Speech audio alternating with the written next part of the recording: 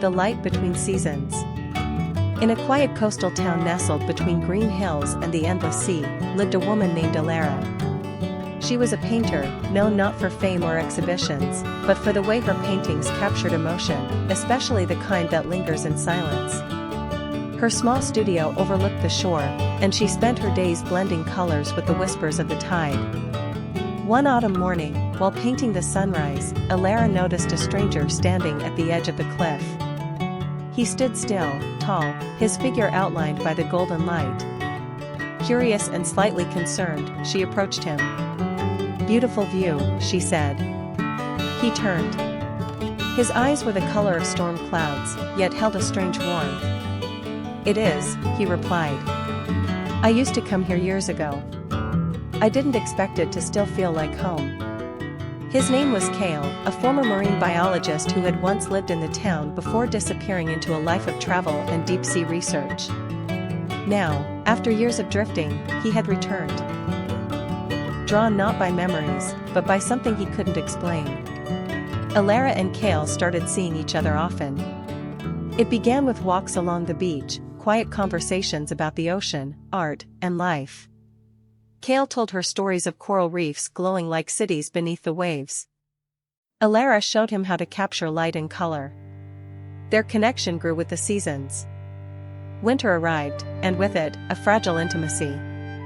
Kale, who had spent most of his life avoiding attachments, found himself watching Alara as she painted, memorizing the way her hair caught the light, how her hands moved with such intent. One snowy evening, as they sat beside a fire in her studio, Kale confessed, "I never stayed anywhere for long. But with you, I forget why I ever wanted to leave." Alara looked at him, heart open. "And I never thought I'd find someone who could see the colors I try to paint before I even mix them." They fell in love not with fireworks, but with the quiet certainty of tides. Constant, gentle, inevitable. But spring brought complications.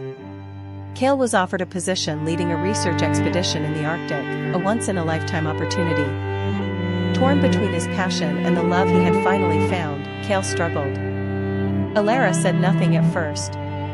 She painted instead, canvas after canvas of storms and calm seas, of lovers reaching for each other through waves. One night, Kale found her crying silently, a half-finished painting before her. "I want you to go," she whispered. "Because love should never be a chain. But I also want you to stay. Because I finally found someone who understands the silence between brushstrokes." Kale took her hand. "Then let me stay, not by giving up the sea, but by finding a way to return to you, always." They agreed. Kale would go, but not for long. He promised to write, to call, to return like the seasons, like the tide. And he did. Over the years, Kale came and went, but always returned to Alara. Each time, their love deepened.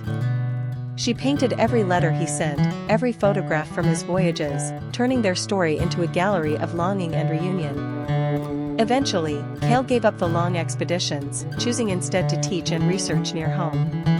And Alara's paintings, once quiet and full of solitude, grew vibrant with the warmth of love fulfilled. Their story became legend in the small town. Not a tale of grand gestures, but of quiet devotion. Of two souls who found home in each other, no matter how far the sea carried them apart.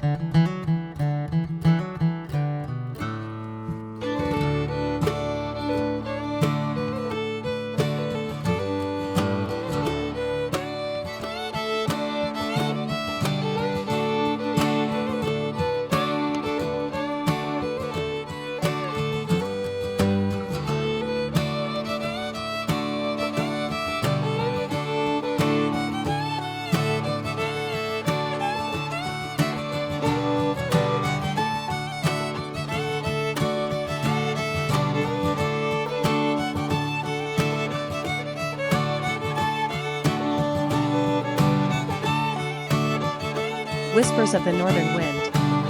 In the quaint, snow-covered village of Elms Ridge nestled between towering pine forests and the silvery edge of a frozen lake, lived a quiet girl named Alara. She was the village's only librarian, a lover of forgotten tales and silent mornings, her world wrapped in pages and ink.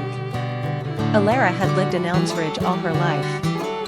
Her parents had passed away when she was young, leaving her with the library and a heart full of solitude. Yet, she was not lonely. She found comfort in books, in the rustle of pages and the warmth of candlelight. Her life was calm, predictable, and undisturbed. That was until the winter of the northern wind. One December morning, as the first snow of the season painted the village in white, a stranger arrived. He wore a thick woolen coat, a scarf wrapped tightly around his neck, and eyes like stormy seas. His name was Lucien, a traveler, a photographer chasing stories buried beneath snow and silence. Lucien came to the library looking for old maps of the region. Alara, curious about the mysterious man, offered her help. He was different from anyone she had met, curious, poetic, and with a sadness in his smile that spoke of past heartbreak. Days turned into weeks, and Lucien became a fixture in her life. They spent hours together in the library, discussing literature, dreams, and the quiet pain of being misunderstood. Alara showed him her favorite books, Lucien showed her the world through his photographs. They would walk by the lake, talk under the old birch trees, and share secrets only the snow could hear. One evening, beneath a sky of falling snowflakes, Lucien confessed, "I didn't come to Elmsridge by chance. My mother used to live here. She told me about this place before she passed. I came searching for pieces of her, but I found something else instead." Alara looked up, heart trembling. "What did you find?" "You," he whispered. "You, in every quiet corner of this village. You, in the warmth I thought I'd lost." She didn't answer with words. Instead, she took his hand, and the silence between them became something beautiful. But winter never stays. Lucien had to leave. He was offered a position with a prestigious magazine in Paris, his lifelong dream. He asked Alara to come with him, but she hesitated. Her roots were buried deep in Elmsridge. The library, the village, the memories, they were her world.